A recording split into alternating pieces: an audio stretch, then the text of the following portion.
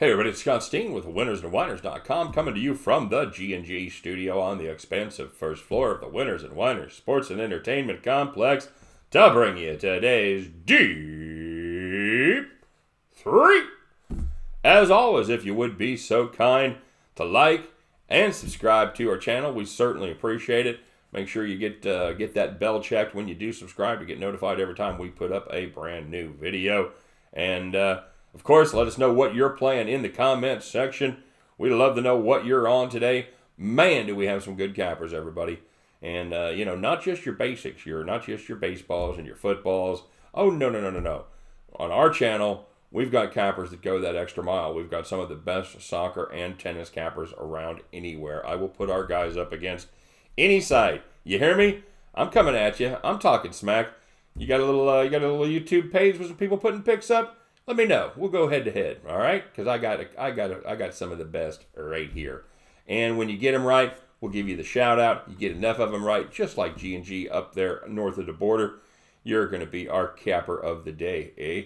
So, that being said, don't forget to check out two of the greatest sites anywhere in the world for handicapping resources, winnersandwhiners.com, statsalt.com, deep dives into every game, two different perspectives. We do every game on both of those sites and give you a kind of competing views of the same game. What could be better? Of course, if you're in Iowa, if you're in New Jersey, check out our partners over there at PointsBet, the coolest the coolest sportsbook around anywhere. I heartily endorse PointsBet. All right, so let's get to a quick recap of yesterday. We have a little controversy there. We capped that New York-Seattle game at 10. That game went to 9.5 as soon as books opened in the morning and ended up going to 10. So, you know what? I'm gonna give myself an executive decision. We're gonna call that a win. Why? Because it's the only game we won.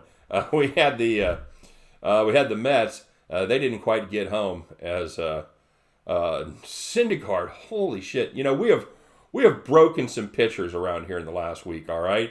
Here's a list of the pitchers we have broken. We have broken Noah Syndergaard. He gave up 9 runs in 3 innings. I think he gave up 9 in 3 innings. We have broken Clayton Kershaw. He had a terrible game the other night. We lost with the Dodgers. And we have broken Hyun-Jin Ryu. Both of those guys were on the premium side. We have broken some fine pitchers. We're staying off Jake DeGrom tomorrow, by the way, so hopefully he'll be able to do all right. So, and we also had the Tampa Bay Houston first 5 under. You know what? That was clicking right along. It was 1-0 entering the fourth, going about like I predicted it would. And then all of a sudden, they each scored. I think they each scored 3 in the fourth inning, home runs and shit. So, and 1 and 2 we go, or 0 and 3 we go. However you got down. I think most of the guys that I saw in the plays were all on 9.5. So we're going to call that 1 and 2. A little better news on the premium side. We get to go 2-0 there, as we did have the St. Louis-Milwaukee first 5 under, and we had the Cleveland Indians straight up on the money line, and they ended up actually winning by 2 as they hit a couple of late dingers there to get that one to a win. So 2-0 we go on the premium side, 1 and 2 on the Deep 3. So that's still 3 and 2 on the day. Again, 60%. We'll take it every single day. All right, so let's take a look at what we got going on. Hey, guys, you ready for some football? First of all, I will tell you, if you're new to this and you're watching this video and then you're watching the ones that I did for our handicappers, I will tell you right now that I have faded.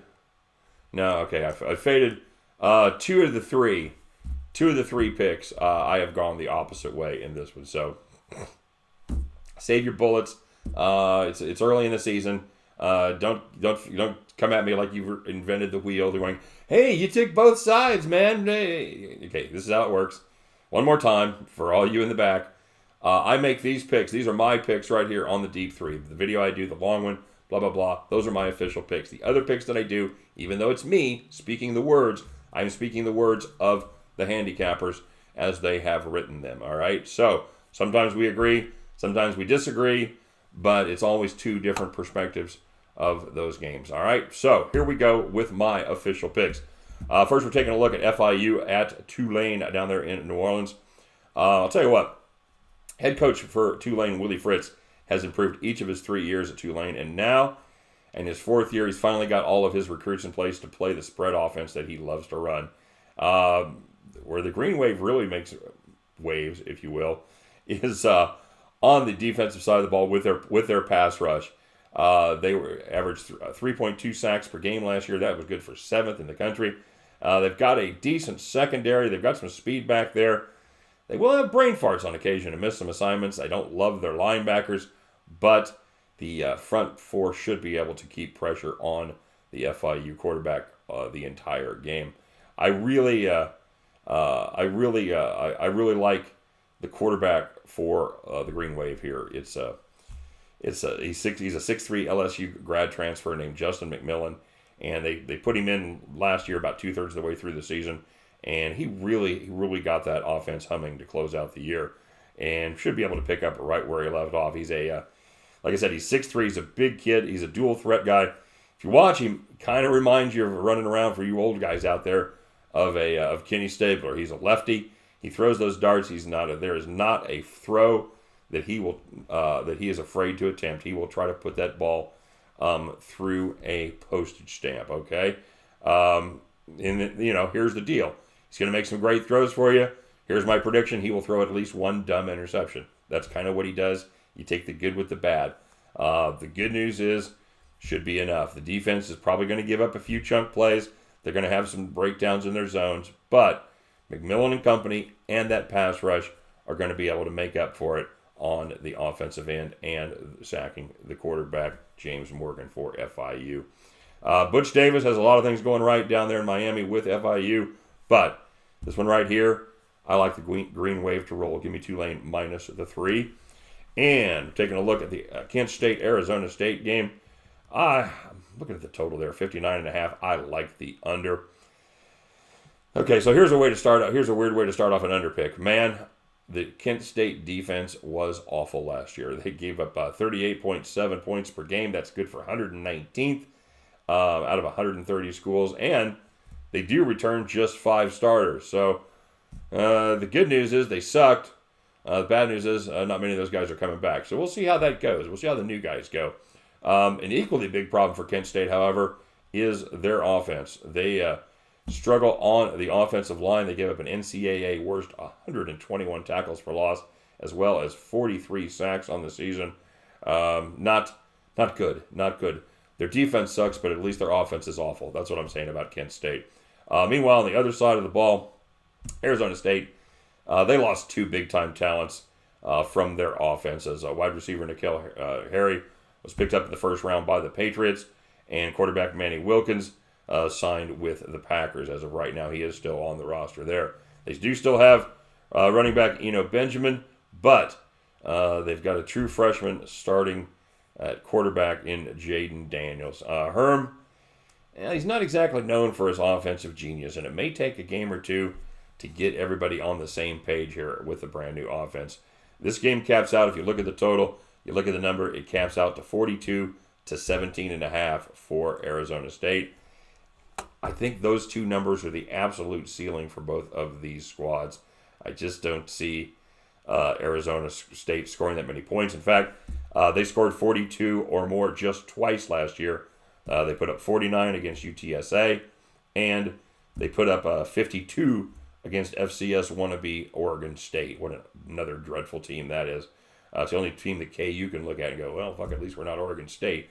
Lots of punts in this one. Don't think there's enough big chunk plays. Give me Arizona State, Kent State under 59.5. And finishing it off with the Holy War. The Holy War between Utah and BYU out there in Mormon country. Utah -5 in this one. BYU, they have definitely got revenge on their mind after blowing a 20-point lead in last year's game. A game they were ahead in the third quarter by 20. Ended up being a 35-27 Ute win. The big thing here is the health of their 2 playmakers, quarterback Tyler Hundley and senior running back Zach Moss. Both those guys were dinged up with a knee, and they had a wrist injury, but they are reportedly ready to rock and roll. Meanwhile, BYU quarterback Zach Wilson is a budding star, man. if you watch the Idaho famous Potato Bowl, and hey, who didn't? He was 18 for 18 against the Western Michigan Broncos in the famous Potato Bowl. But here's the deal: the Broncos, they don't quite have the defensive line that Utah does. Utah returns all 4 starters from their defensive line group that allowed just 20.2 points per game and 3 yards per carry. Fine numbers indeed. This game, it's going to be more one-dimensional than BYU wants. If you followed along with us in the bowl games last year and our college football stuff, you know anytime you can turn a team one-dimensional, that is going to cause problems for that team. That is definitely where bad things happen. The Cougars, they are a fine team. They're going to sneak up on some teams this year. However, Utah, they ain't going to be one of them. After the initial excitement dies down, the home crowd calms down a little bit. That underwear starts getting scratchy. The relentless Utah defense is going to wear down this BYU squad, and I think they're going to be able to walk away with the victory and cover that number. So, give me the Utah Utes -5. Give me Arizona State, Kent State under 59.5. And give me that Tulane Green Wave minus a field goal. The end of those 3 games. Hey, man, we're going to start the college football season out right. We're going to pick up our winning tickets and head back to the window. All right, everybody, let's take a look real quick at the shout-outs for today. While we do that, we'll put up our premium numbers. We're kind of on the premium roller coaster here. 0-2 day before, 2-0 yesterday. End up being 28-27 on the year, 50.9%. And, we're ready for some football. That's all I'm saying there. So let's take a look and see how you guys did today at the shout-outs. And I'm going to give you a spoiler alert. You guys did very well. There were some fantastic numbers out there. We will start with a Legendary King. Legendary King says, I can't wait for the NFL tomorrow. He's going to spend his day celebrating his birthday, and hopefully it goes well. Happy birthday, a Legendary King. Hope it was a good one. I don't know. I couldn't tell if you had your birthday today or if you have your birthday tomorrow and you're going to watch the NFL. Either way, or whatever it is, happy birthday, brother. And I hope it was or is a profitable one. G&G sent out his birthday wishes. Let me know that he got his Andre Dawson jersey. Got him an Expos Andre Johnson jersey for hitting. He was the capper of the day 3 days in a row. That's right. So now we're shooting for 4. By the way, if you're the capper of the day 4 days in a row, get yourself your own jersey. So how about that? Kiss the Degenerate said he's going to play the Deep-3 today, man. And he said to be clear, that's the first 5 on Houston versus Tampa Bay. If so, he's tailing. And sorry, Kiss. It was you know what? I still like that pick. You got Garrett Cole on the mound. It's just we break. Oh, we broke Garrett Cole today too. I forgot about that. Garrett Cole gave up more runs today than he's given up in any other game. I think certainly at home. So congratulations. We broke another good pitcher. The Carrot. He said his posted plays went 9-13 yesterday. He says he's going to do better. Wasn't his best day. He said he was we put up the soccer plays. I think he went. If I remember right, I think he went 4-5-1, maybe 3-5-2. I think as he went on his posted plays, and then he put an update up there, so he went 13-16. He sucked at soccer, however, tennis was awesome. He's killing over there in the U.S. Open. So get down on that. C-Dub had him a fine day today. He had some nice picks. He ends up going 4-1-2 plus 450 there. And he turned a lot of other people on to some good plays there. Miguel and Nola, Miguel played a couple of two-teamers today and did very well. He had the Mets and the team total under 7.5. Oops. But things picked up steam from there as he had the Yanks over 9.5 and the Indians on the run line. How about that 9th inning home run to give you that parlay, brother? That paid plus 264. He had Lask. That's a Sacker. And he had Prague together as a parlay. Prague ended up pushing at -1, but he ends up winning that one. And he had Swan City on the -1.5 there. And, it ends up at the end of the day.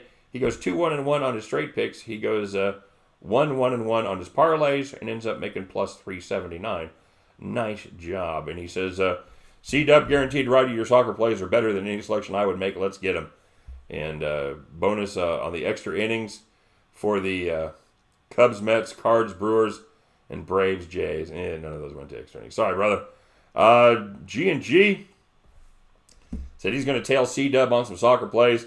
Took a bit of a beating on his Korean baseball this morning. Went 1-3. But he rode 3 of C-Dub's good plays there. And he also had took the Cardinals, and he did hit a late parlay with Cleveland and Minnesota on the money line. That paid plus 135. 2-2 straight up, 2-0 on the parlays. And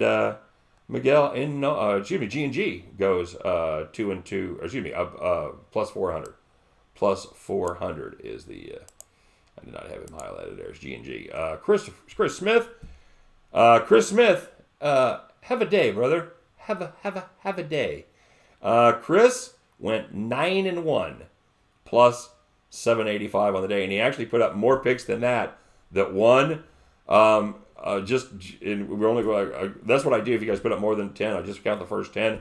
However, he hit a total of 1, 2 more. So he actually his posted picks went 11-1 today. On the counted picks, 9-1 plus 785. All on baseball. Nice job, Chris. The Legion of Picks put up 3 tennis plays, and dude, they're either I know that, and I was kind of buried in football today. I know a lot of matches were suspended, so all 3 matches are going to be tomorrow. So yeah, they're. I don't know exactly that was on the U.S. Open there. So. If I missed something there, Legion, let me know.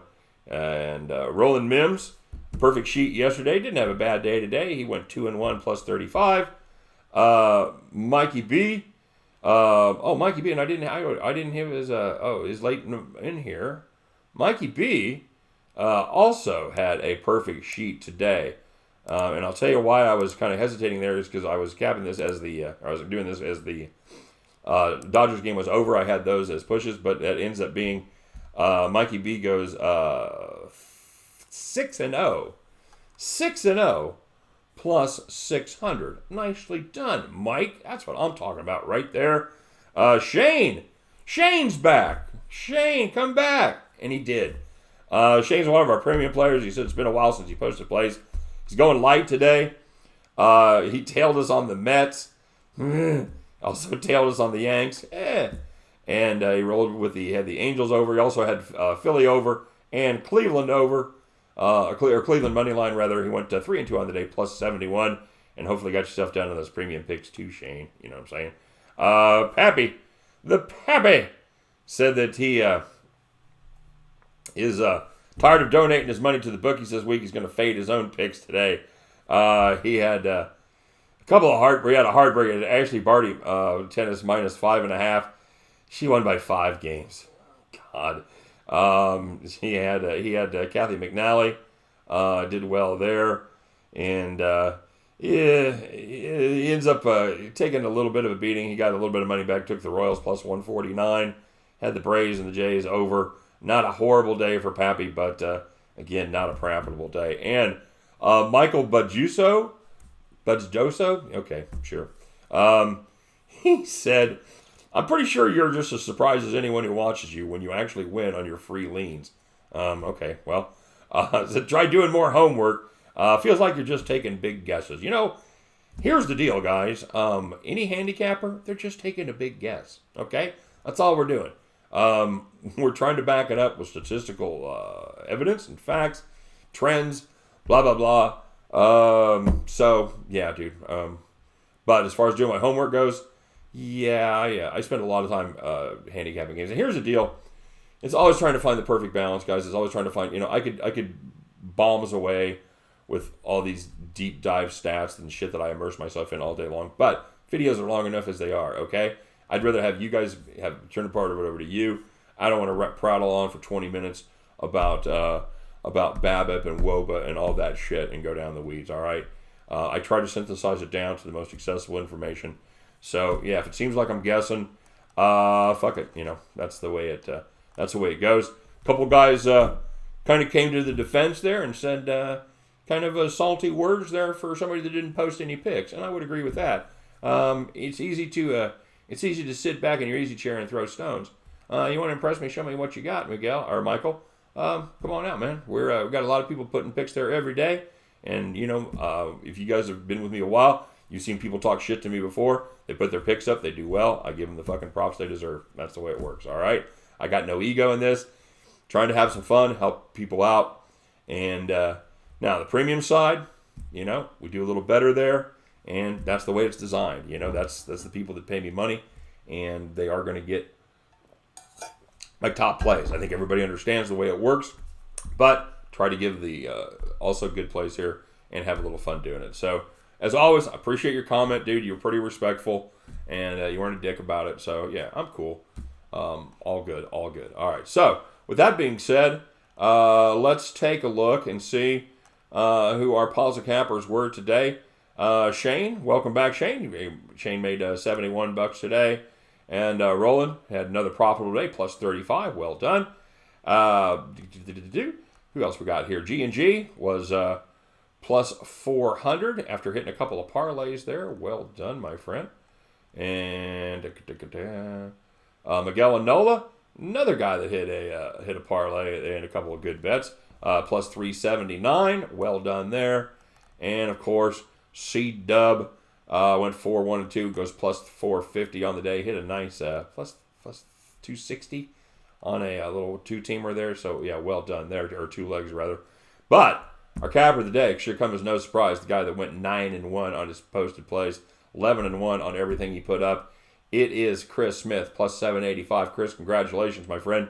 Nice day, legendary day, and you, my friend, are the capper of the day. Congratulations, sir. All right, guys, that's it. We had a little fun. It's college football. Let's sit back and watch some football. You know what? We'll meet up here tomorrow, same time, and we'll bitch about our bad beats. We'll bitch about those guys that are just making fucking guesses, and we'll brag about our fat stacks. Looking at you, Chris, and at the end of the day, we'll fire it up, and then we'll do it all again. You guys are the best. Keep up the great work, man. I'm so impressed, so happy to have this community up and rocking. We're going to try to figure out Discord today. So, Mark, I'll probably be talking to you. Legion may be talking to you, too. So we'll get this shit figured out, get everybody turned on to it, and fire that up in time for football. All right? You guys take care. Have a great day. We'll see you tomorrow.